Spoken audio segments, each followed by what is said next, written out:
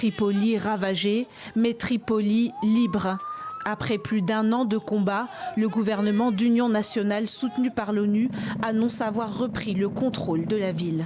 Lors d'une visite à Ankara, son principal soutien militaire, son chef, Fayez al-Sarraj, affichait sa volonté de reconquête totale du pays. Il prévient son adversaire, le maréchal Khalifa Haftar. Il ne s'arrêtera pas là. Je m'adresse aux pays qui soutiennent l'agression et ont aidé à tuer des Libyens et à détruire le pays. Pour leur dire, votre pari a échoué. Nous vous poursuivrons en justice après avoir goûté à la défaite aux portes de Tripoli. Une annonce qui intervient après une première victoire mercredi, la reprise de l'aéroport international de Mitiga aux mains des pro-Haftar depuis 2014. Depuis la chute du régime du général Moammar Kadhafi en 2011, la Libye est en proie au chaos.